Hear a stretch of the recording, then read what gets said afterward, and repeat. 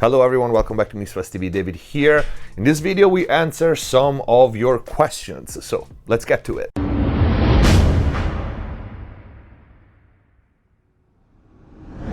Hope you guys are having a great day. Before we start, check the info box down below for free plugin special discounts and offers, and if you haven't already, please go and check out the new website mixbusstv.com. In there you will find all the mix and mastering courses, start to finish, many different genres. On the website you can also book all the other services, mixing, mastering, private lesson, mix consultations, and a lot more. And if you want to access the exclusive videos here on YouTube, click the join button down here, become a MixBusTV member, and access all the exclusive videos. And if the channel is helping you, please consider using the super thanks, support MixBusTV, or grab some merch. Let's get to the questions. Question is John Van D. We know there is no rules, but at what time during the mix and or mastering process you insert the first piece of hardware, usually what it is, and have you ever removed it later on for whatever reason? So I turn on my 2-bus chain very early in the mix.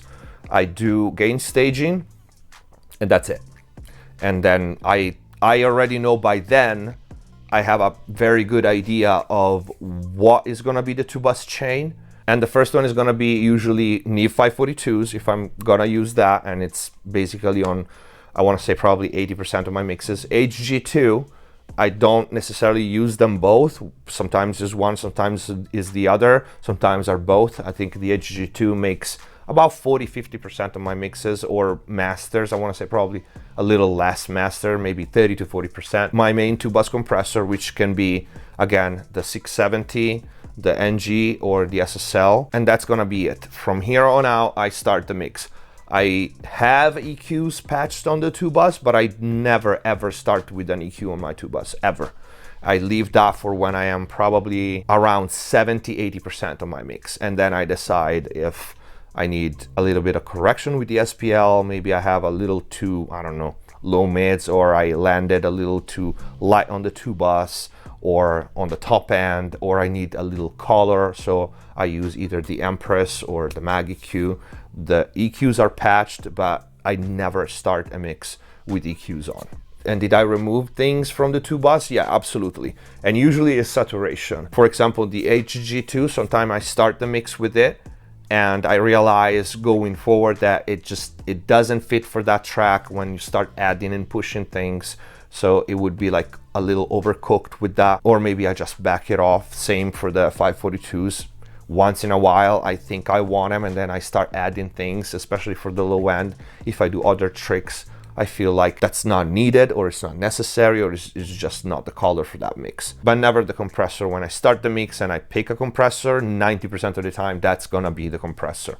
It very rarely happen halfway through the mix or something that I realize, oh, this is not the right compressor for this song. It just doesn't happen. Torsten Baymar 1190, my question is about the ratio between using hardware versus plugin. Did it change over the years? With the improvements of AI, I found it to be faster to use plugins. As with hardware, I tend to struggle a bit because of my lack of experience. Most of the time, using a preset of a plugin makes it easier for me. I'm not a professional producer, of course. I guess you need more experience to use hardware the right way. You need more experience to use whatever you don't know. If you take a guy who has been working with exclusively analog his entire life and you put it in front of a laptop in the same room, he will probably take a lot longer to mix, and maybe he won't even, get the same results as in, as good of a mix as he could have with hardware, because he does not have experience with plugin. And the same goes for somebody who only used plugins his entire life, or maybe he used plugins 90% and you sit it in this room, he won't know what to do with this. He will be an absolute disaster and a mess. Because that's the thing with hardware. On one way, it's faster and easier. Hardware is a lot more forgiving. It has a much wider range in general, especially when we talk about compression, EQ, and saturation. Not for effects, of course. Has a much wider sweet spot. Plugins, usually there's a little tiny window where they sound good and that's it. But at the same time, if you don't know what you're doing, there's no presets in hardware. So you're very alone in that. And with plugins, I am very much against presets. If you want to use them, you should use them to just take a look at what X engineer did or how he interpret that sound, and maybe take a look at 10 of them and do like an average and get an idea just for learning purposes if you want. And then try to understand and reverse engineer why they did what they did, and then apply it to your track. Because I promise you, there's no preset that is gonna be the best setting for your track. If I do a preset pack, and I did in past, is a starting point, is just to help and give you a general idea. Every preset should be adjusted and tailored to your track, because there's no such a thing as copying and pasting this setting for that mix for that track to yours. You might get away with it, but it's not gonna be the best setting that you can get. It's not gonna, at the end of the day, you're not gonna have the best mix that you can get. Your song, it won't be at its full potential, that's for sure. And as for AI, there's no AI. Yeah, there's machine learning, and some of them are great, most of them are awful. But for example, Sonible, I feel like naming one that is doing it right. Isotope is doing it right, but they shouldn't be. I don't know how to mix, I don't have experience, I'm just gonna use this because it sounds better than before. Does it sound better than before, or it just sounds brighter and louder? Because that's usually the case. So those tools, you don't use those tools because you don't know better. Because if you don't know better, you don't know if it's better or not. It's just different, and it might trick you into thinking that it's better. You should use those tools because you know how to do it, and they save you time, or they give you like, I didn't thought about this. That's cool actually, but that's it. You don't rely on that, and thank God we can't rely on that, because otherwise it would be absolute sadness in music from now on. Next question by J Connor 3191. How do you improve as an engineer being a recent graduate with no clientele or material to work with? Or what does efficient practice even look like? That's a really good question. So a lot of people will tell you that practice makes perfect, and I tell you that perfect practice makes perfect. Because if you keep making the same mistakes, right, you ain't gonna get better. That goes for everything, right? Let's say you're learning how to squat. If you start squatting and you have a bad form and you keep going at it, that's practice, but you're practicing the wrong thing, so you're gonna get bad habits and eventually you're gonna hurt yourself. And so it's the same if you have a little knowledge, and I said this before, having little knowledge sometimes is worse than having none and just going with instinct, because at least if you have taste and good ear, you eventually will you will elbow your way through a good sound. But some people have a little knowledge, they just watch a couple of videos or they read a couple of things and okay, now I got it, and you don't got it. That's where you hear not only bad mixes, but you hear people with bad mixes thinking that they are amazing. I'm digressing. How do you get to have perfect practice?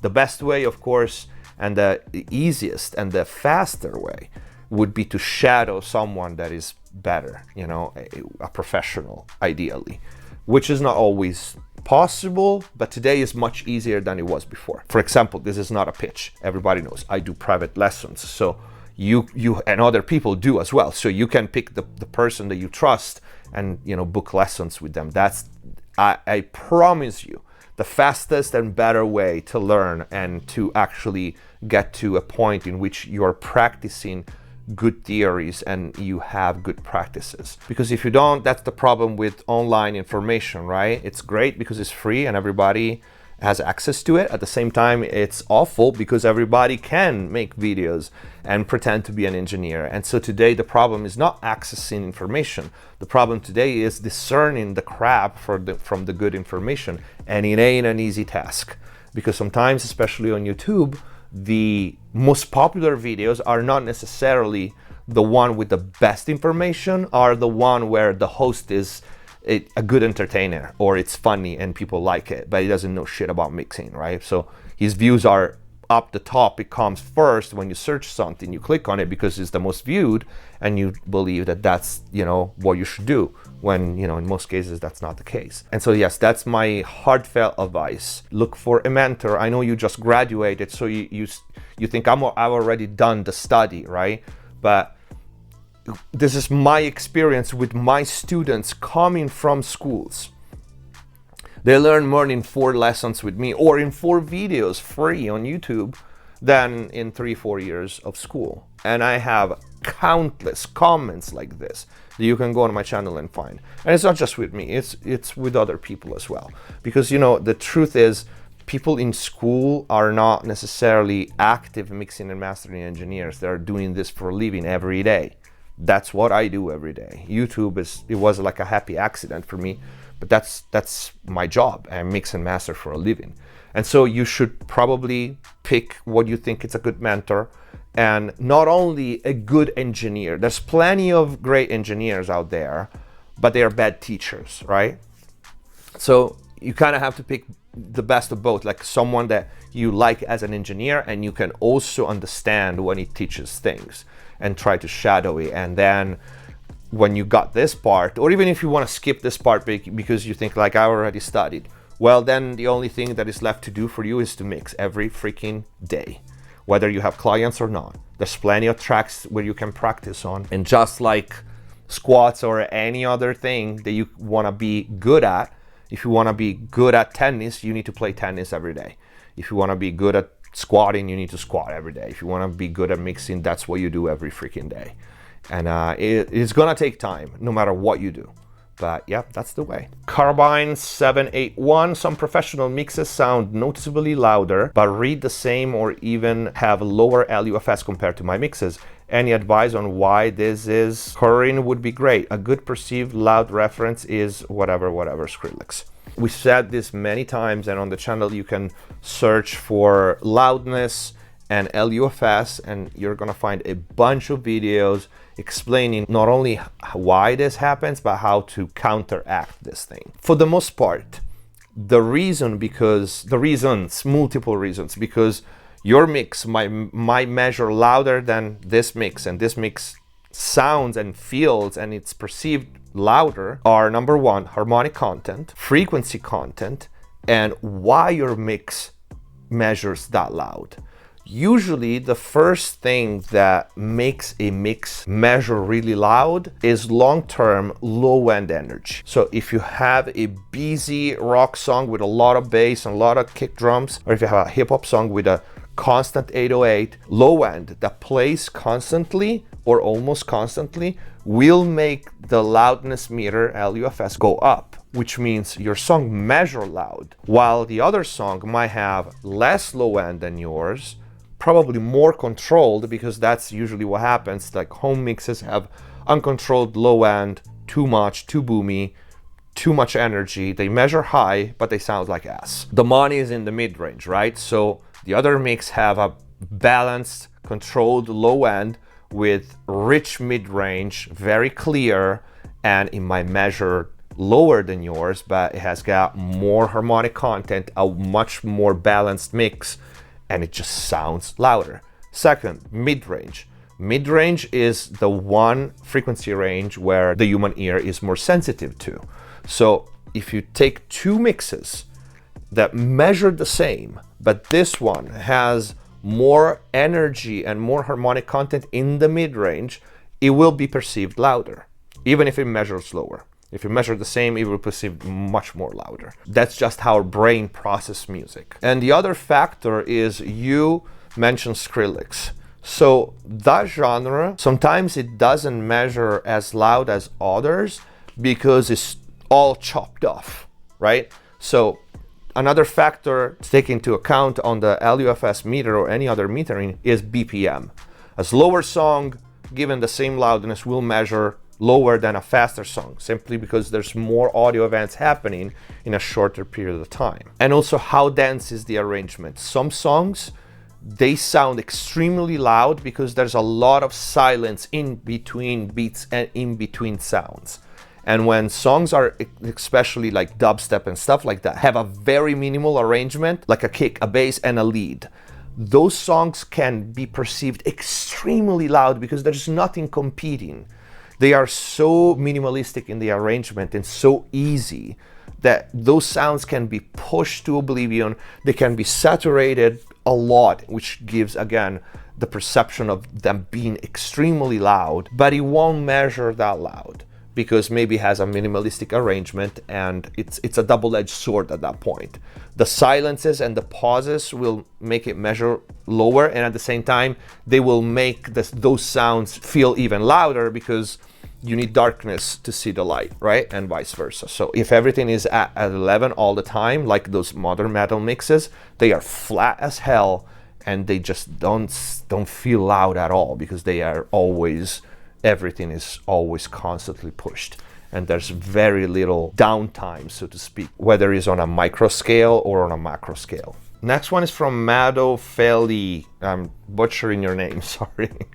I have been wondering, why do my vocals sound more cleaner when I'm mixing through beat, drum, instrumental plus vocals than when I'm mixing through a 2-track beats. Same 2-track beats I exported on the stem mixing session.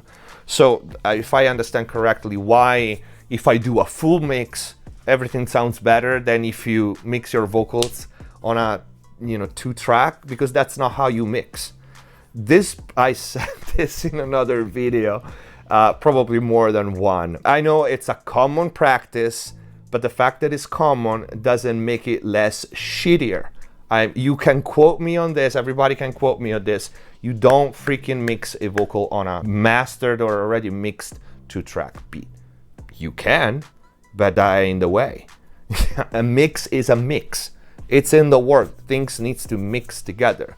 You can, when you mix vocals on a 2-track, the mix of the 2-track is already happened. You can't mix something accounting for an element that is not there and make the best mix possible without that element, right? It would be like, let's test a new car without putting the engine. We build the car, the brakes, the tires, everything else, and then later on, once we figure out what engine we'll put in, we'll just put it in and make it work. Imagine that. How would that car run? Even just the stupidest thing, you plan for a car to have like 400 horsepower and you put the brakes on the tires, and then the engine is like twice as powerful and the car doesn't stop. It doesn't work that way. So it's normal what you're experiencing because you do not mix a vocal on a 2-track beat.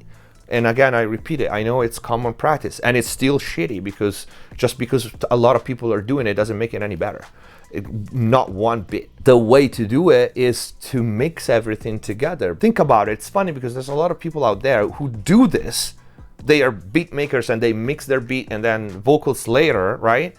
And they even teach mixing and they say, don't solo, don't EQ in solo, don't listen to things in solo.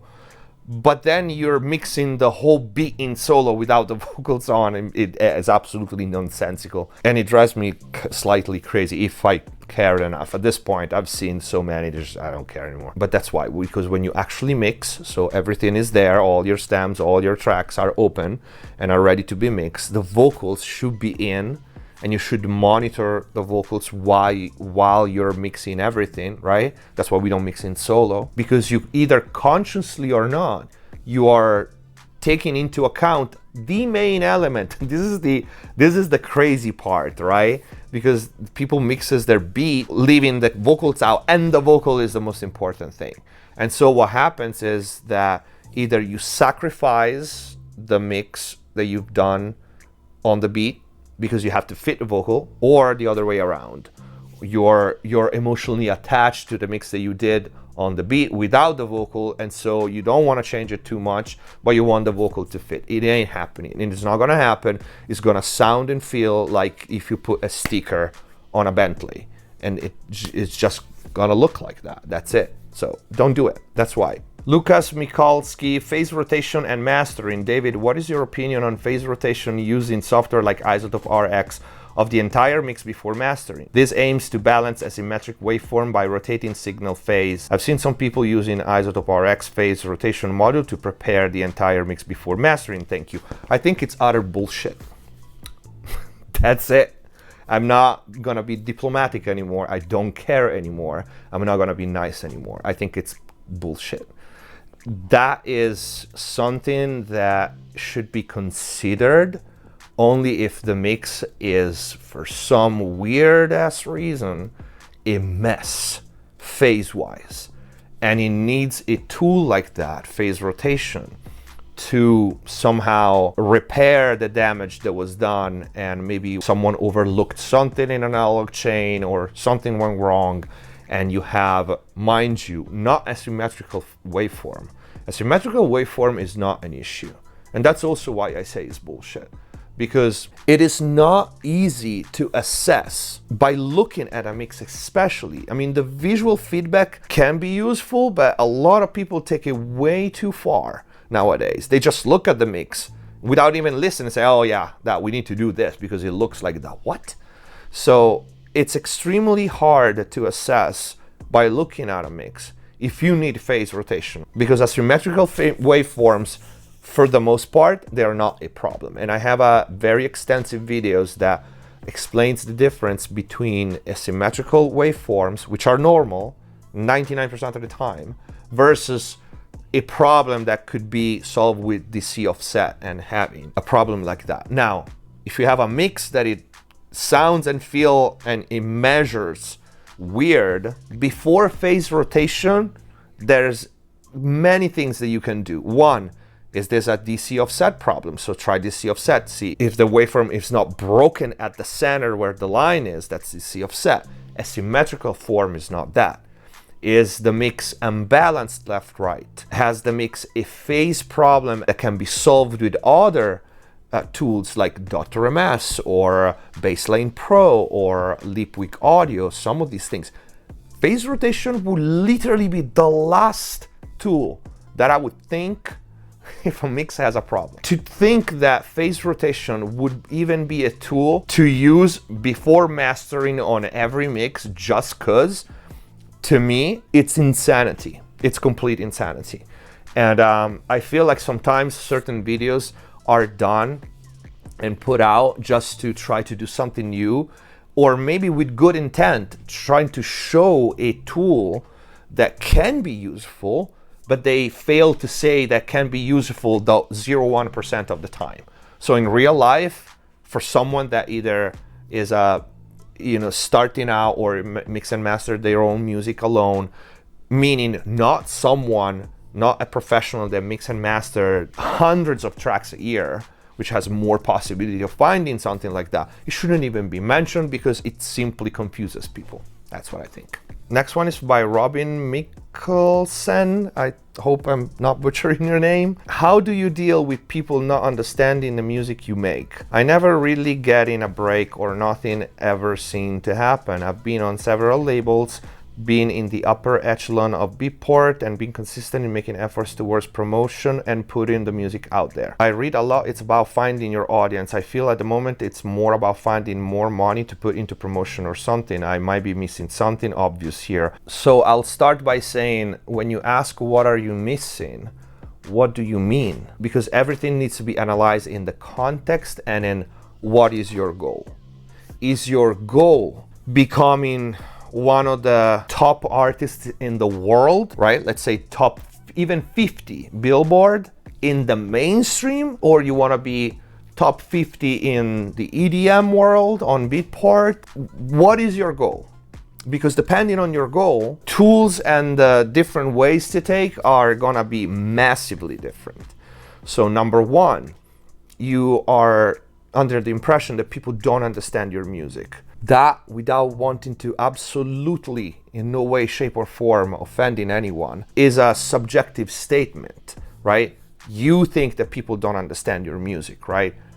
But maybe your music is hard to understand, or maybe your music is not tailored to be so easy to digest for a larger audience. So if you are looking into appealing a large audience, you need to compromise.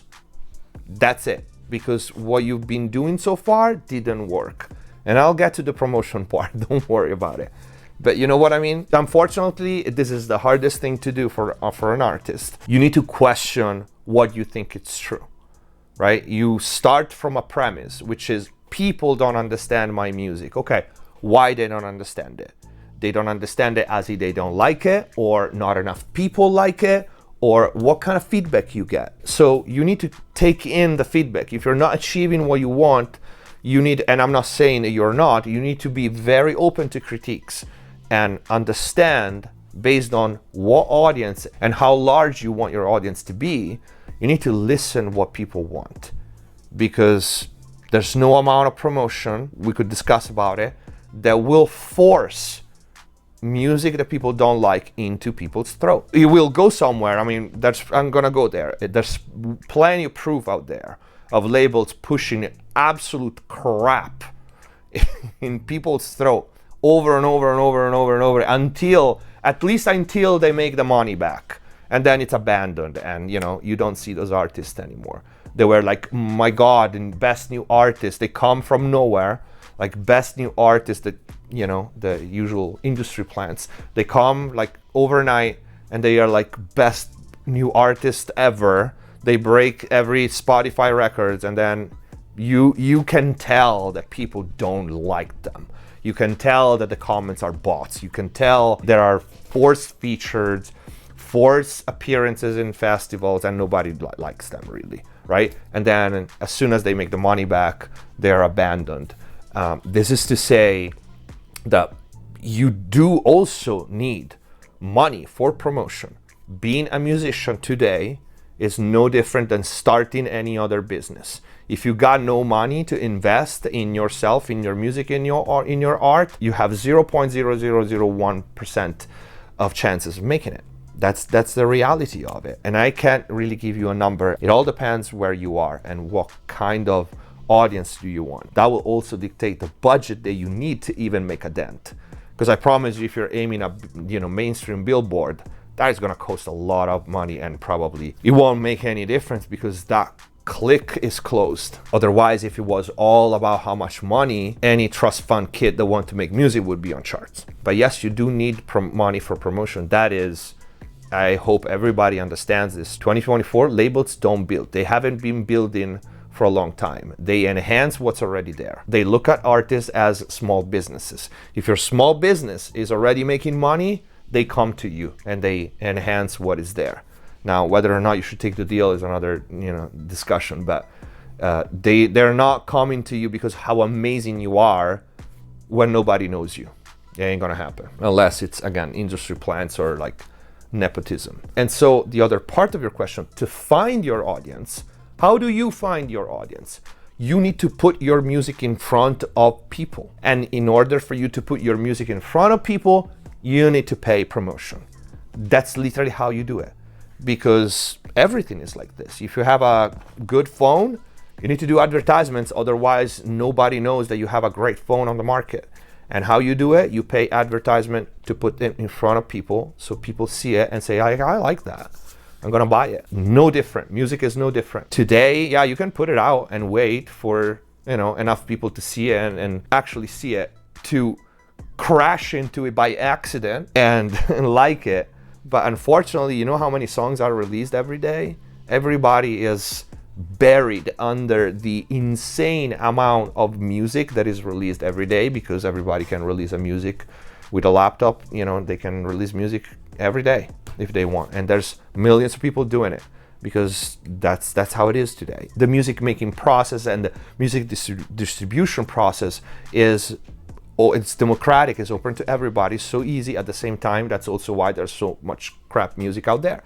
So people don't have the time or the will to scout and see like, okay, I need to go through these 150 crap songs to maybe find yours that is cool.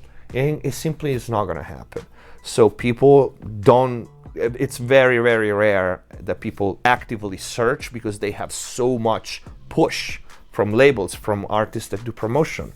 And so music come to them. That's how you find your audience, by doing promotion. That's just how it is. And that's it for this Q&A. I hope you guys liked it. If you did, please don't forget to leave a like, comment down below if you have questions. The best will be answered in the next Q&A videos. If you haven't already, go check out the new website mixbusstv.com. In there you will find all the mix and mastering courses available, and you can book all the other services. Click the join button, become a MixBustTV member if you want to access the exclusive videos here on YouTube. Consider using the super thanks if the channel is helping you. Thank you for watching. Subscribe if you haven't already. Stay safe. See you next time. Hands on my neck, hands grip my throat. Lift me up, man, take control. Heart is so gone, my